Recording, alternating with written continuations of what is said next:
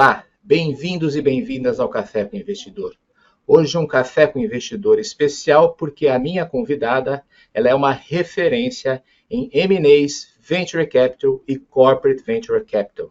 Quem está aqui comigo hoje é Fabiana Fagundes, sócia do FMD Hayek, um escritório de advocacia que está por trás dos principais M&As de startups e estruturação de Corporate Venture Capitals, além de estar ajudando os principais fundos de Venture Capital aqui no mercado brasileiro.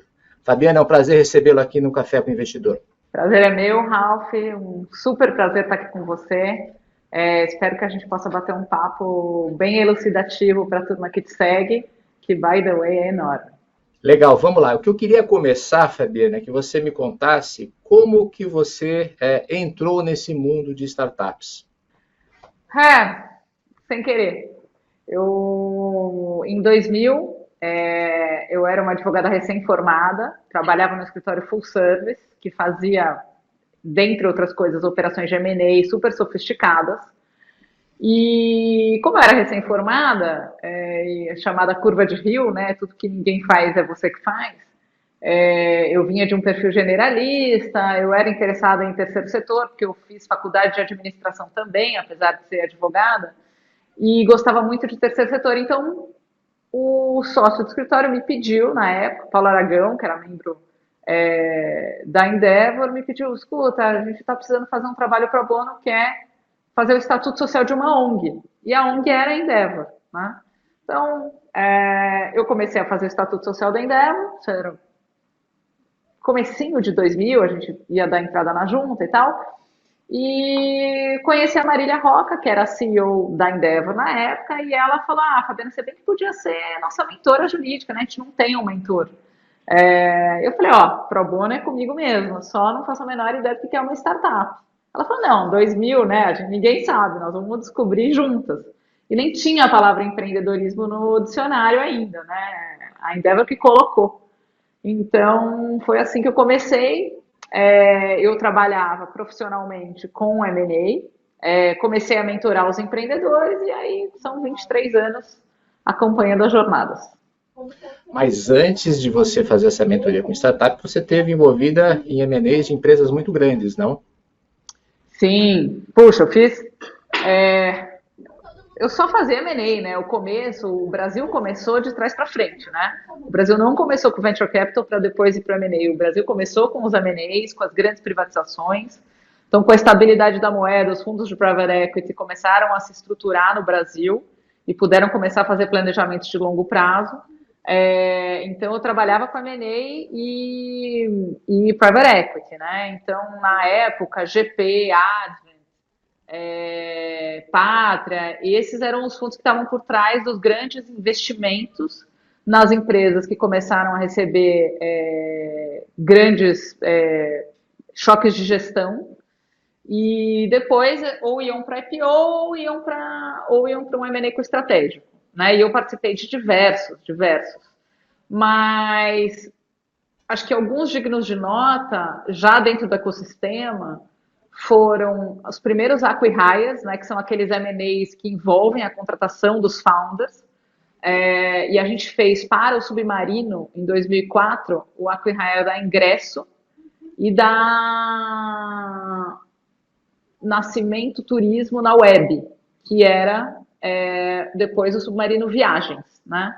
Então, esses foram os primeiros deals de M&A envolvendo uma corporação, né, que era o Submarino, que já era pre-IPO, fazendo acqui-hires com startups. Né? E do ponto de vista dos ativos maduros, eu não consigo nem listar para você, porque é muita coisa e eu já estou velhinha, tenho 47 anos. Então, cita um, então, para mim. Eu posso te citar uma que é bem relevante. Em 2010, a gente fez a venda da GRV Solutions, que era a Gravames, uma empresa de inscrição e baixa eletrônica dos gravames nos Detrans, de todas as jurisdições estaduais, para ser chip. Né? Foi o primeiro deal de tecnologia no Brasil que foi vendido por $1 bi, né? Que na época eram 2 bi e poucos de reais. Então esse é o verdadeiro primeiro unicórnio do Brasil. Ele só não chama unicórnio porque na época ninguém chamava unicórnio de unicórnio, né? Que era 2010, 2011. Mas esse foi o meu primeiro deal relevante, assim, dentro do ecossistema de tecnologia. E toda essa fase sua você estava na BMA. Isso, eu fui sócia do BMA, trabalhei no BMA 20 anos e fui sócia 12, né? Então, fiquei um tempão lá, minha casa, minha escola, minha família, time de futebol, religião, todas essas coisas. Ô Fabiana, e quando que houve, você passou, teve o clique de que, poxa, agora eu vou dedicar o meu tempo para ajudar, assessorar startups e fundos de venture capital ou grandes empresas a estruturar corporate venture capital. Se transformou no seu negócio principal. Não teve aquele clique. As coisas foram fazendo assim, né?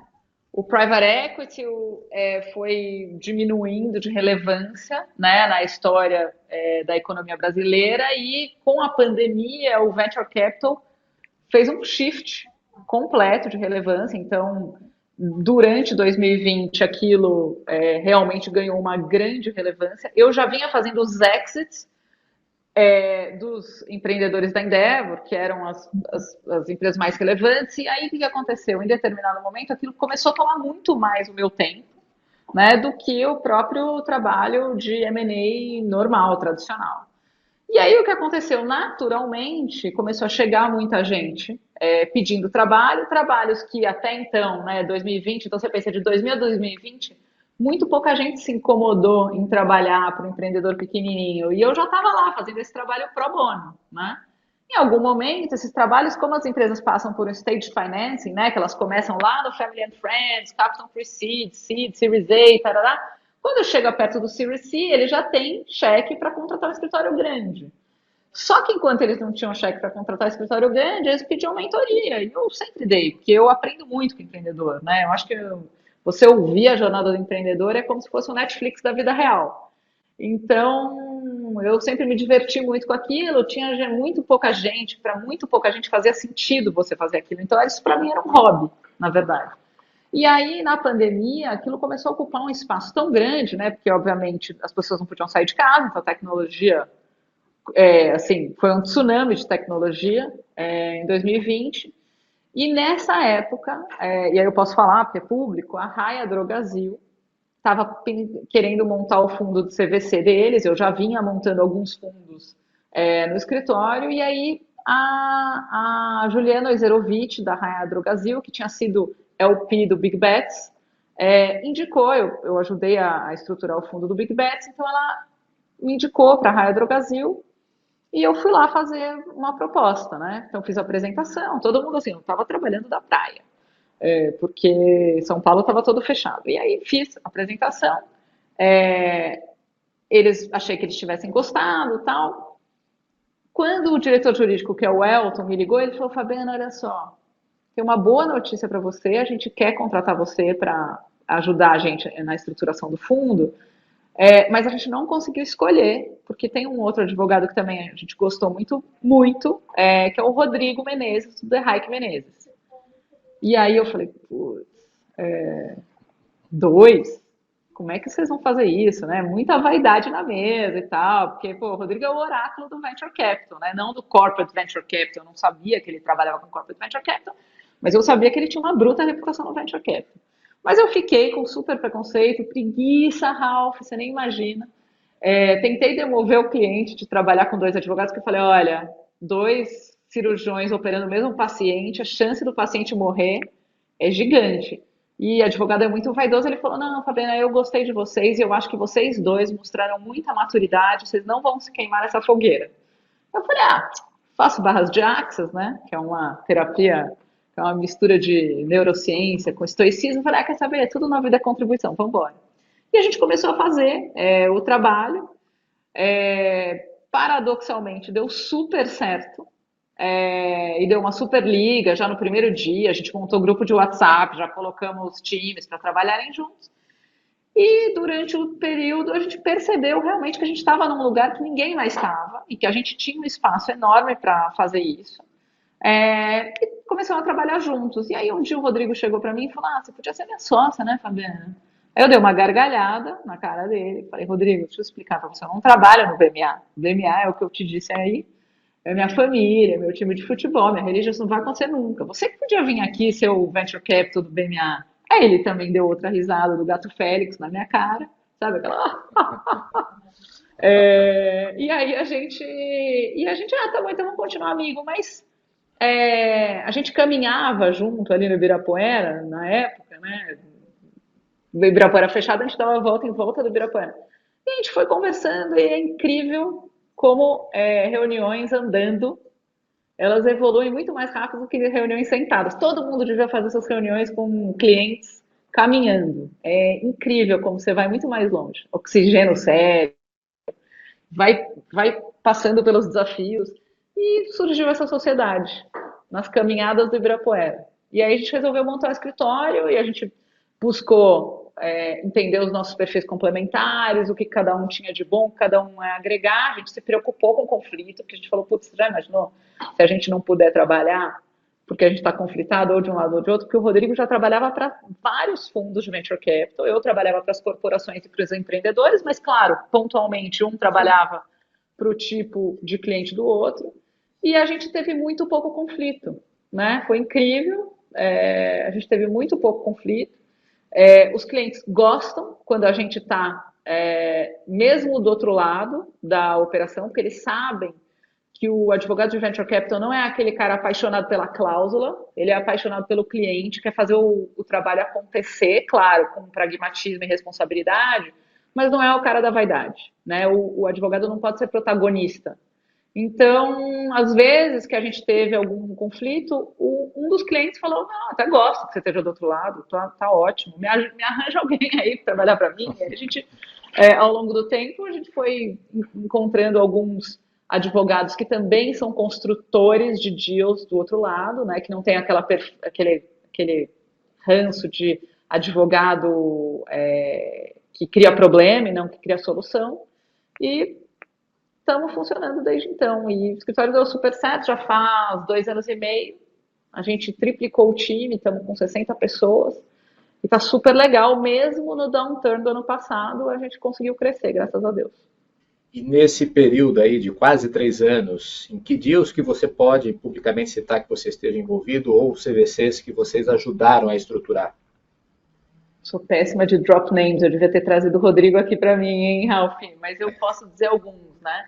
A gente, além da própria Raia Drogasil, que a gente estruturou junto, a gente fez o fundo da Vivo Ventures, a gente ajudou na estruturação de alguns outros que eu não posso contar em termos de CVC, mas a gente vem trabalhando bastante, esses deals são públicos já, nos investimentos dos CVCs, né? Então, a gente assessora muito a Vox, que trabalha para o fundo do Eretz Bill, que é do Einstein, do Banco do Brasil, nos investimentos das startups, a Cortex, que é o fundo do Fleury, com Sabin e Bradesco. A gente trabalha para o fundo do Ultra Venture, já trabalhou para o CSN Nova, já trabalhou para a Zetec, que é o fundo da Ambev, o fundo da Gerdau. A gente tem uma gama gigante de fundos de CVC, Wilson Sands, que é a turma que faz logística portuária. Então tem um monte de gente se estruturando e se estruturando da maneira certa, né?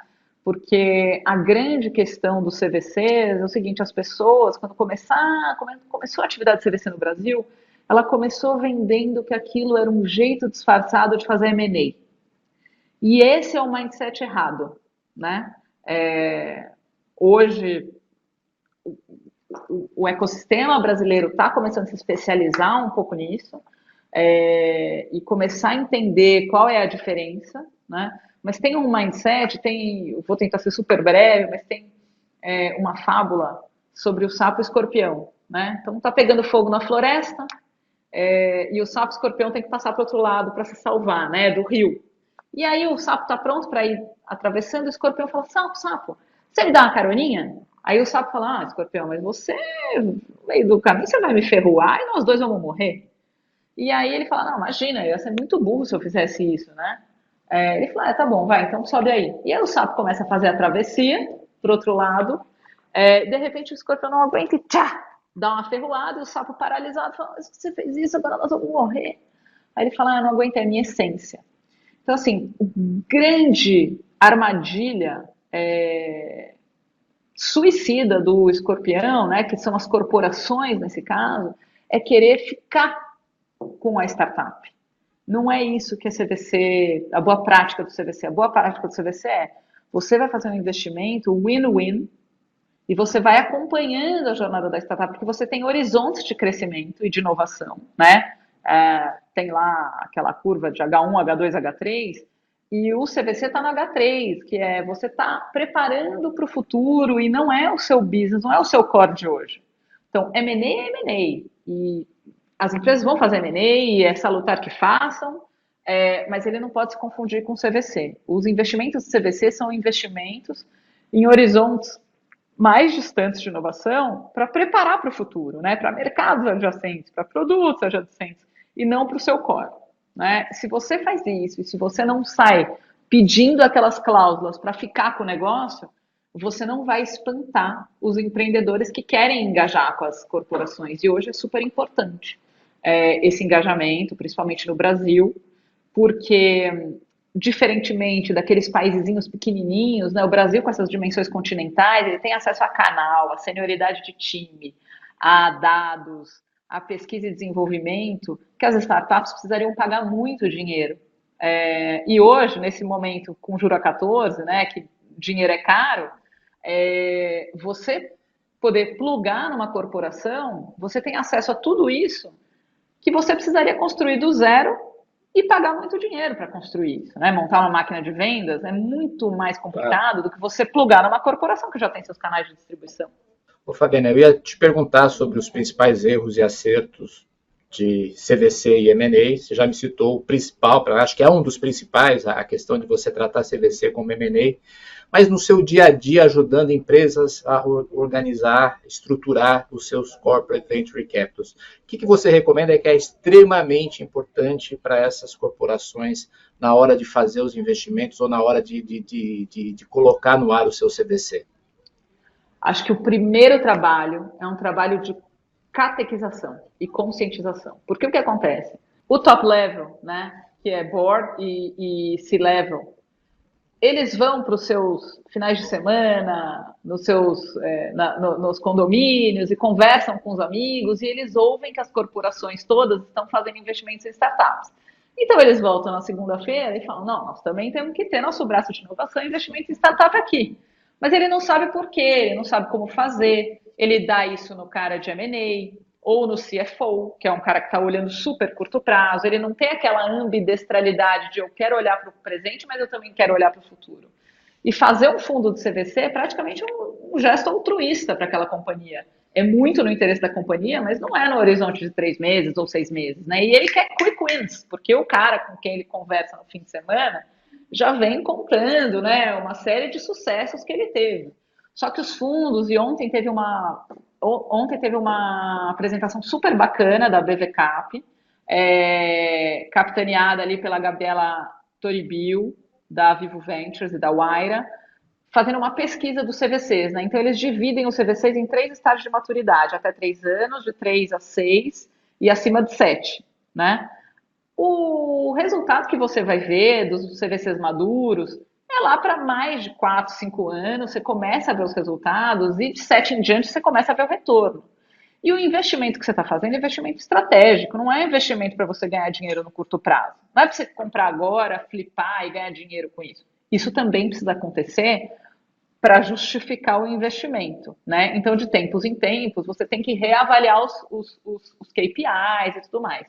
Mas isso não é o endgame, né? O endgame é, pô, eu quero fazer investimento, inclusive porque o CVC ele é um farol por, por qual vai passar uma série de deals no seu deal flow para você ver tendência de mercado. Aprende-se muito olhando para deal flow, né? Então, os CVCs, e a gente, anualmente, existe um congresso do Global Corporate Venture, chama Global Corporate Venture and Innovation Summit, onde vão CVCs do mundo inteiro, os pioneiros, inclusive, o da Qualcomm Ventures, que é cliente do escritório, que foi o primeiro fundo de CVC que passou por aqui, explicando quais são as melhores práticas. E uma das coisas que eles falam é o principal upside de um CVC é Lighthouse. Ele me deixa olhar tudo o que está acontecendo adjacente ao meu negócio, né? Porque eu não posso olhar só para o próximo ano ou para os próximos 3 anos, eu tenho que olhar para onde é que vai essa empresa estrategicamente, onde é que vai esse segmento. Então, eu acho que um desses erros é as pessoas vêm querendo fazer o que e o como. Então, a gente é muito procurado para saber qual é o melhor veículo, o que eu coloco no regulamento do fundo, mas assim, por que você está fazendo isso? Qual a sua tese de investimento? E as pessoas não sabem responder. Então, o primeiro trabalho é praticamente uma terapia corporativa estratégica de entender por que você está fazendo esse tipo de investimento, em que tipo de empresa você vai investir, que tipo de empresa tem porte para receber seu investimento, porque às vezes o compliance mata a empresa. Então, tem uma série de coisas que vem antes. E eu acho que o principal erro é começar com o que e o como e não definir o porquê. Fabiano, eu ouvi também recentemente uma apresentação sua e teve uma frase lá que eu achei bem bacana, me marcou, que você falou que as corporações têm anticorpos contra a inovação. Não é minha, tá? Vem de um artigo da Endeavor, parafraseando um cara Tá do bom, Google. mas Eu eu dou ouvi o de crédito. você, estou dando crédito para você. Obrigada. O que eu queria te perguntar é se o CVC é o antídoto contra esse anticorpo. Eu acho que sim. É claro que, como todo anticorpo, né, você tem as variantes, então o anticorpo vai caminhando atrás e vai sofrendo mutações, mas o CVC, quando você reserva. Por que o CVC, né? Porque uma boa parte das empresas investe do balanço, ou seja, não cria um veículo próprio de investimento. E a outra parte cria um fundo, né, para fazer isso, ou cria uma holding para fazer isso. Quando você aloca valores dentro de um FIP, que é no nosso ambiente aqui, o veículo utilizado é o veículo do FIP, você já tem um commitment, aquele valor está dedicado, ele não está lá, né, mas ele está reservado, já existe um commitment. Então, para você encerrar um fundo, é muito mais difícil. Ontem, nessa apresentação, a gente teve acesso ao fato de que no mundo, só 30% dos fundos de CVC sobrevivem aos primeiros 3 anos.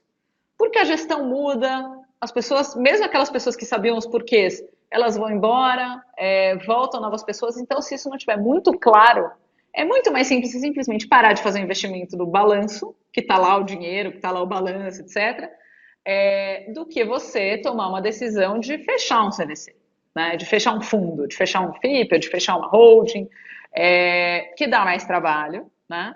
Mas também porque quando você separa e tem um veículo próprio, você tem um time dedicado, o time sabe o que está fazendo. É diferente de você falar, você é CFO, você é CEO e você, carinha Modernex da inovação, vem aqui que a gente decide os investimentos que a gente vai fazer. Não, você tem uma turma dedicada que está fazendo isso for a living, está fazendo isso profissionalmente, sabe o que está fazendo, sabe como entrar, sabe como sair, sabe como fazer o value creation.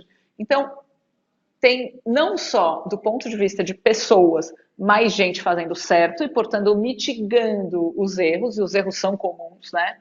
Nós estamos aqui no campo de errar, de adverse selection, então tem que ser natural saber que a gente vai errar, mas também mitigando o número de erros e lembrando as pessoas de que elas têm que continuar quebrando as barreiras internas da corporação. Porque a corporação ontem, um dos participantes dessa apresentação estava falando, sabe, a gente começou faz um ano, e bom, teve o casamento, teve a lua de mel, e agora a gente volta, tem o cara que deixou a tampa da privada levantada, tem a toalha molhada em cima da cama. Então, até para você aprender os erros e poder consertar e continuar, você precisa de um time próprio. Porque senão a corporação volta para os objetivos do bônus, entendeu? Do ano, de curto prazo. Sim. Agora, uma coisa interessante que aconteceu no mercado brasileiro, acho que isso é até uma própria evolução do mercado de maturidade do ecossistema, foi que assim, o ano passado foi um ano em que houve investimentos de venture capital, houve uma queda e uma queda bastante grande. Por outro lado, em CVC aconteceu um movimento contrário, cresceu e só de commitment, de anúncios, não de investimentos, mas de fundos criados com capital para investir, superou 2 bilhões de reais. Por que o Venture Capital e o CVC parece que estão em direções opostas no mercado brasileiro? Excelente pergunta.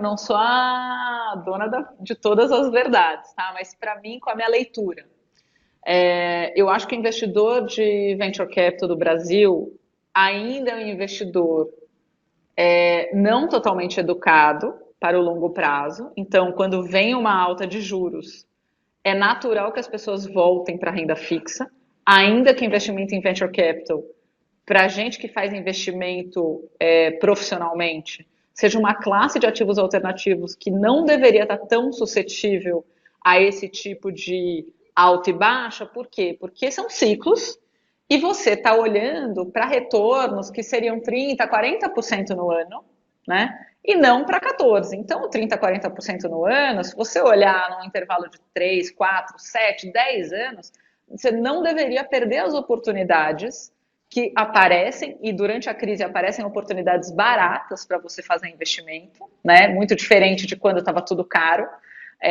Esse é o momento de entrar. Só que só o LP educado sabe fazer isso, né? Sabe fazer os movimentos contra-intuitivos, né? Então, quando seca a fonte do LP, do VC tradicional, o VC começa a guardar dinheiro para fazer os follow-ons, né? O dry powder, né? Que é o valor que não está alocado. Sim. Ele guarda e ele é mais seletivo, né? Diferentemente do que a gente viu em 2020 e 2021, ele é bem mais seletivo. Ele está tendo dificuldade, normalmente, de captar o próximo fundo. Quando ele chama a capital, os investidores lá de cima falam, olha, a minha Yale Allocation Rule, né, de só alocar 6%, 5% em alternativos, está desbalanceada porque a bolsa caiu também, então aquilo que era 6 virou 12, então, pô, não me chama muito capital não, e tal. Então eles deram uma parada, e estão sendo mais seletivos, ao passo que as corporações que ficavam de fora das grandes rodadas, que eram as rodadas quentes dos VCs, começaram a, né, as startups secou um pouco mais aqui, eles começaram a olhar os CVCs. E os CVCs, na verdade, têm já objetivos muito os bons, têm objetivos estratégicos, sabem o que querem, e eles têm ativos que não são dinheiro, né? Como a gente estava falando, tem canal de distribuição, tem time sênior, tem dados, tem acesso a clientes, tem uma série de coisas que os VCs não têm, não querem gastar, então é uma curva natural. Eu não diria que depois que o juro baixar, esse movimento vai fazer assim, não. Eu acho que o que vai acontecer é assim, tá? Então, por exemplo, um dos deals que a gente viu, e para mim foi assim um super deal, a Lemon Energia captou uma rodada com Big Bets no começo, depois ela foi lá e captou com a Zetec. Neste momento, ela ganhou acesso a canal de distribuição, né? É uma empresa de geração distribuída. Ganhou acesso a canal, a venda dela fez assim, e na sequência ela captou com Casec. Então, para mim, não é, captou com Casec que tinha no mercado, é um entendimento de que, se você captou com CVC, você provavelmente vai ser vendido para eles, né, para a corporação. E não é isso. Se você está olhando o investimento do ponto de vista de H3, né, que é o horizonte de crescimento de produtos e mercados adjacentes, você não tem medo da Ambev resolver comprar a Lemon, entendeu? É um deal muito bem interpretado pelo mercado. Tanto é que depois captou com Casec. Então, quanto mais essa cultura tiver embrenhada de que o CVC bem feito, ele agrega valor para a startup, ele não subtrai valor, mais você vai ver VCs e CVCs fazendo investimento junto. O que eu ia comentar é que, não sei se é a estratégia do Casec, mas que de repente pode ser uma saída para o Casec, a própria Ambev, em função de já estar entre os investimentos. Até poderia, mas Ralph, o que eu aprendi com os fundos bons de VC? Eles não querem uma saída para o estratégico. A saída para o estratégico é o seguinte, dentro do portfólio deles, tem 2 ou 3 casos que vão bombar. Os outros, tem muita coisa que vai dar write-off, tem algumas coisas que vão andar bem, vão andar de lado, vão ser um exit normal.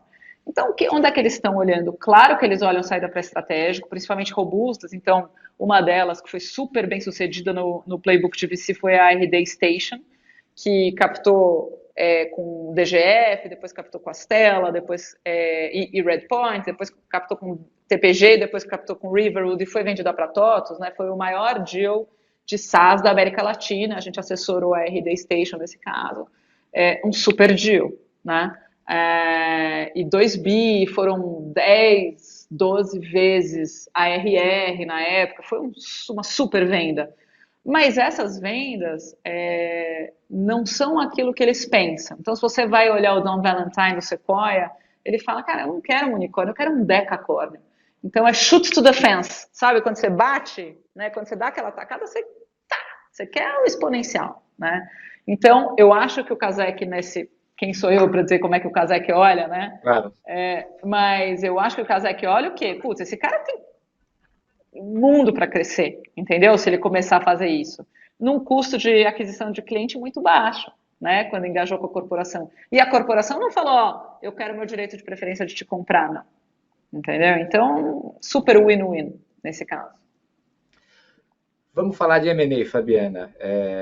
Dado o cenário do ano passado e o cenário desse ano, é um bom momento para M&A? É sempre um bom momento para M&A, em qualquer situação. Quando a economia vai muito bem, os múltiplos sobem, né? Então, é super bom fazer um exit num momento bom. Então, a RD Station foi um deles. Quando o momento da economia é mais desafiador, também é um bom momento para M&A em duas situações. Primeira, das startups e das corporações que estão com caixa, que estão captadas, né, que a gente chama de as que estão captadas, com grande runway, que elas podem fazer suas compras, né? E quem são os targets dessas compras? São as startups que não conseguiram captar rodada, que têm produtos complementares, carteira de clientes complementar, que tem alguma complementaridade ali, ou mesmo as concorrentes, né, que por algum motivo não conseguiram captar, estavam com um runway muito curto. Esse é um excelente momento para M&A, tanto para quem está captado, quanto para quem não conseguiu captar, né? Então, eu acho que é um super momento. E tem uma coisa que o Brasil é muito diferente dos Estados Unidos e torna ainda melhor, que é o quê? Lá no Vale do Silício, as pessoas dizem fail fast. O fail fast aqui, por enquanto, infelizmente, é fail forever. Todo mundo que empreendeu vai aparecer com uma reclamação trabalhista no nome, uma penhora online, não sei o quê. É muito melhor você conseguir vender o seu negócio para alguém do que ter que demitir todo mundo e fechar o negócio, né? Por quê? Porque vem um legado que, infelizmente, o governo ainda não conseguiu resolver, de que o default é responsabilizar o empresário pelo insucesso do empreendimento, o que é contrário à lei e a todos os tratados internacionais sobre o princípio da autonomia patrimonial, que é o patrimônio do empreendedor se diferencia, ele não se confunde com o patrimônio da empresa. Mas aqui no Brasil, desde Getúlio Vargas, né, com aquele protecionismo, com aquela ideia de que o empregado é hipossuficiente, mesmo os desenvolvedores que hoje ganham 100, 150 pau, o judiciário quer proteger uma pessoa que não quer ser protegida, né? Complexo. Na reforma trabalhista, a gente viu que a pessoa que ganha acima de 2 vezes o teto do INSS, que é 7,5 nos quebrados, e tem curso superior universitário, o cara não é nada hipossuficiente. Mas mesmo assim você vai encontrar juízes que querem responsabilizar o empresário, o empreendedor, por uma dívida que não deveria, né? Porque eles entendem que é uma verba de natureza alimentar, né? Então, esse fail forever, ele faz com que o empreendedor que não conseguiu captar tenha um incentivo a mais para vender do que simplesmente fechar o negócio e começar tudo de novo. Mas dado o cenário, onde claramente a gente vê empresas que estão captadas com runaway, assim, tá com dinheiro para tocar a pista por muito tempo, e algumas que estão com problemas. Vai ser, em 2023, um ano intenso de M&As? Tenho a menor dúvida. Não tenho a menor dúvida. Já está acontecendo. Está aqui no escritório. A gente teve um shift de, se você olhar 2020 e 2021, a gente tinha assim, M&A, Venture Capital. A gente está assim. Isso porque a gente é um dos, se não o mais, né? A gente foi o líder 2 anos seguidos das transações de Venture Capital. Venture Capital tradicional, não estou nem falando do CVC. Então, aqui a gente ainda está acima em Venture Capital, mas o M&A já quase chegou. E continua aqui, janeiro e fevereiro, enquanto a turma estava de férias, antes do carnaval, a gente estava trabalhando um monte de M&A surgindo. E fechando, ontem a gente já fechou mais um, então está acontecendo direto. E a característica vai ser essa, a característica de uma empresa São que não teve... acqui-hires, né? Então o founder vai junto.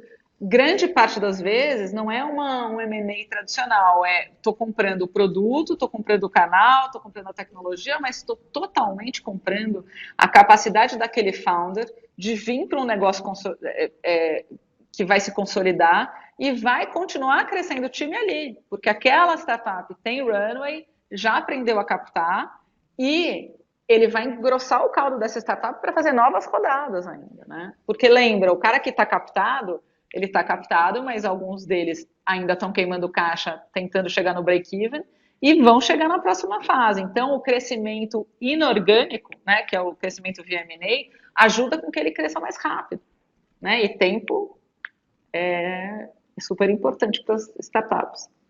Fabiano, o tempo passou rápido, a gente está chegando ao final. E no final eu faço um bate-bola, perguntas e respostas rápidas. Vamos lá? Vamos lá. Quem te inspira? Putz, tem um monte de gente que me inspira.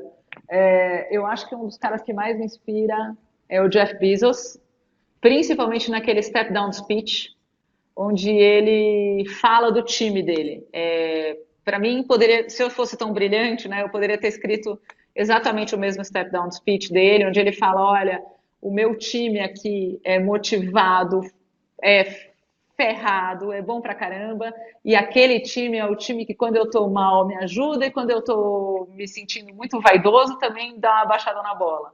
Então, em momento algum, ele falou, puta, o prazer de trabalhar com aquela turma é tudo que eu preciso, é meu psychic income, né? Em Harvard dizem que tem um negócio que chama psychic income, a sua remuneração psíquica. Então, para mim, é totalmente aquilo. Um empreendedor ou uma empreendedora que você admira? Posso abrir a listinha? Olha, Tem um é monte um de só. gente. Não, eu vou ter que abrir a listinha, Ralf, não me deixa fora, não me traz complicação. Eu admiro todo empreendedor, mas se eu tiver que, assim, rule of thumb, putz, Marcelo Lombardo, da OMI, Israel Samen, da Melius, Rodrigo Tognini e Ricardo Gottschalk, da Conta Simples, pô, meu amigo Paulo Veras, e minha amiga Marília Roca. São as pessoas que eu citaria. Cada um por um motivo, se você quiser eu posso explicar. Paulo Veras, um dos fundadores da 99, oficialmente o primeiro unicórnio brasileiro, porque Esse é descobrimos que o primeiro oficialmente. unicórnio foi a Fabiana A que GRV impulsionou, Solutions.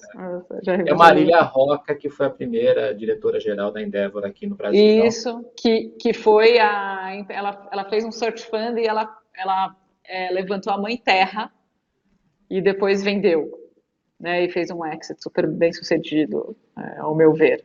Depois os meninos da Conta Simples, que são assim, pensam uma energia fenomenal em volta deles, eles são sensacionais também. E o Marcelo Lombardo, que para mim é um cara muito fora da curva, e o Israel, que fez o primeiro IPO, né, da turma da Endeavor. É verdade. Então, são pessoas que eu admiro pra caramba. Um erro. Posso falar da física? O meu maior erro foi ter demorado para ter filho. Eu fui ter filho com 36. E eu acho que eu deveria ter começado muito antes, porque eu acho que a vida muda muito depois que você tem filho. O Cristiano, meu primeiro filho, já tem 10 anos, né? Mas se eu tivesse tido ele antes, primeiro eu teria mais filhos, que eu amo, e segundo eu teria amadurecido muito mais cedo. E um acerto. O acerto foi o FMD Hike. Foi a melhor coisa que eu fiz, que eu consigo pensar. FMD Hike foi assim, pô, não posso nem dizer, sorriso de orelha a orelha. Nunca imaginei que fosse dar tão certo. Um livro. Um livro. Putz, o livro que eu mais gosto é um livro chamado How Will You Measure Your Life? Daquele Harvard professor chamado Clayton Christensen, que fez Innovator's Dilemma. E acho fenomenal. Acho que todo mundo deveria ler, porque é tudo sobre quais são os incentivos corretos que você tem que ter numa organização, né? Não ter os incentivos de dinheiro, de meta, de coisa, é olhar para assim, um ambiente bacana de trabalhar, pessoas com os valores alinhados com os seus, e claro, um ambiente rígido que as pessoas possam pagar a conta, mas elas não se movam por dinheiro. E Fabiana, por fim, um hobby. Eu tenho vergonha de dizer, mas eu vou dizer. Sabe qual é o meu hobby? Dar mentoria para empreendedor. Pô, As mas por pessoas que acham que é vergonha? trabalho. Não, porque as pessoas acham que isso é workaholism, né? Tá. Mas dar mentoria é uma dos maiores aprendizados. Mas eu gosto de neurociência, eu gosto de ler neurociência também, me interessa pra caramba, pratico barras de axis, mas eu gosto mesmo é de dar mentoria. Eu acho demais. Assim. É Netflix, mas é da vida real. Não, bem legal. Ô, Fabiana, antes de terminar, eu apresentei você como assim a primeira entrevistada do Café com Investidor, que não é investidora. Eu preciso fazer uma correção aqui. Então, você é sim investidora. Então, rapidamente, você investe em mais de 30 startups, não? Aí na Sim, pessoa física. na física. A gente tem um hábito de se apaixonar pelos empreendedores, e aí você não consegue não fazer um investimento, né? Então, eu adoro, mas claro, o budget de advogado é bem menor, né? Mas é muito legal você estar junto com eles na jornada, né? Então, quando a gente consegue fazer esses investimentos é o máximo, e acompanhar a jornada é mais legal ainda. E só é o PI de alguns fundos também, né? Porque isso traz aprendizado, você aprende pra caramba, a gente trabalha para eles, investe neles, eu acho que isso aproxima a gente do ecossistema também. Mas esse não é eu não invisto profissionalmente, tá? Esse é Tá outro certo. hobby. Não, é um hobby. Vamos colocar na categoria final aqui do bate-bola de hobby. Fabiana, foi um prazer recebê-la aqui no Café com o Investidor, conhecer um pouquinho mais sobre você, da sua história e também aprender sobre CVC e sobre M&A aqui no Café com o Investidor. Ó, o prazer foi meu e muito obrigada pelas perguntas, que elas foram maravilhosas para poder dar um pouquinho do que é o Venture Capital, Corporate Venture Capital. E espero que seja um super sucesso o seu Café com Investidor, com investidores e não investidores também. Legal, Fabiana. Este foi o Café com o Investidor. Eu conversei com a Fabiana Fagundes, ela é sócia do FMD Hayek, um escritório de advocacia que assessora startups e M&As e também empresas para estruturar Corporate Venture Capital. Você pode assistir esse programa nas páginas do Neofeed, neofeed.com.br ou na nossa página no YouTube. Você também pode ouvir esse programa no seu tocador preferido de podcast. Obrigado e até o próximo episódio.